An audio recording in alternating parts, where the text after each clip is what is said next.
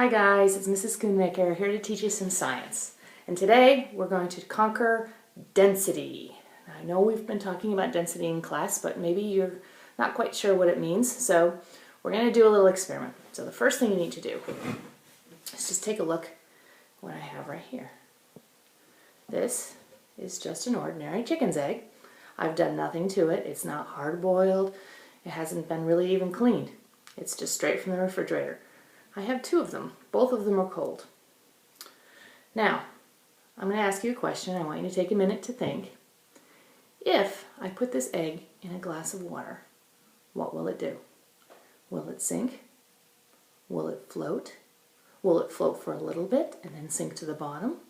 Will it sink to the bottom and float back up to the top? There's lots of things it can do. So take a minute, think about what's going to happen to this egg when I put it into a glass of clear, plain water. Okay. Do you have your idea in your head? Well, let's test it out. I'm going to take my favorite pitcher, my little fish pitcher here, take my clean glass, and fill this way up to about there. That's my Google pitcher with some clean water. Now, you ready? Sink or float?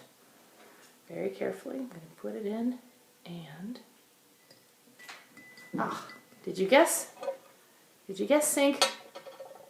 Because that's what this egg did. I don't know if you can see it clearly, but this egg clearly sank to the bottom. Now, I wonder why that is. Well, it has to do with something called density. And the density of the water is causing this egg to sink. And I can't seem to get it out. I'm going to use my little spoon here. I'm going to take him out. This egg is more dense than the water, and it causes it to sink. My cat just jumped on the table, so we'll see if he comes into the picture. So, now, what if I told you that there's a way that we can take plain water and we can change it so that we can actually float an egg? So I'm going to take my same pitcher and I'm going to add some water to it. There we go. And now here's the fun part. I'm going to take plain salt and I'm going to add 6 tablespoons of salt to the water. 1. Move that out of the way a little.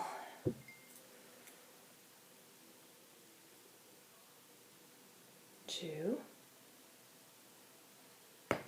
3. Thanks, Snickers. You can go away now. 4. 5.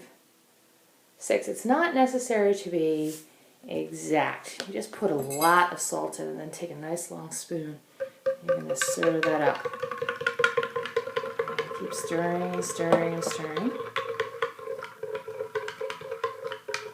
Now the great thing about this experiment is you can do this for your grandparents and for your friends, maybe when they come over, and you can really sort of give them some good science. You need to ask Mom or Dad whether you can use the eggs from the refrigerator. But other than that, there's really nothing harmful about this whole experiment.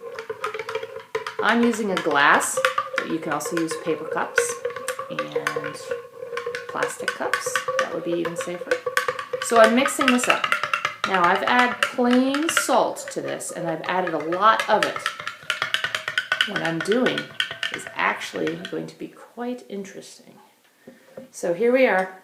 Here's our 2 eggs, and you can see with your eyes that there is a difference in the color of these 2 waters.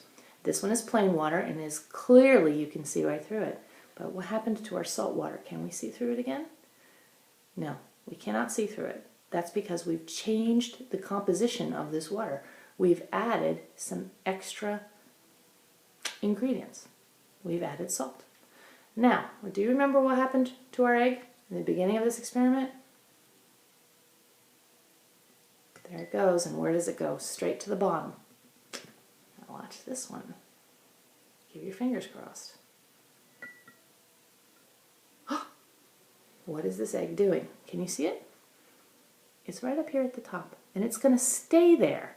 It's not going to fall down to the bottom. Why is that? Well, that's because of this word density. And when we talk about density, we talk about how compact the molecules are within a substance. When we talk about the water molecules here, and this egg, in this case,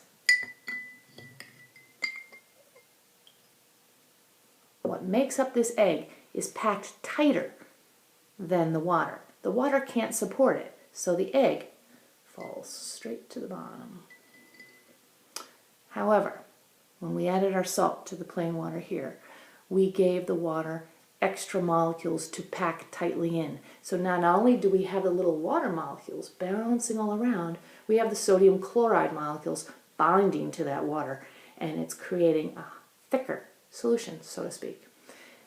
The egg now is less dense than the water. And you remember in math we talk about more and we talk about less. In this case, the water is more dense than the egg. The egg is less dense than the water. And in this case, which one is more dense? Is it the water or is it the egg? If you guessed egg, the egg is definitely more dense. It falls straight down to the bottom. And that's our little science experiment about density.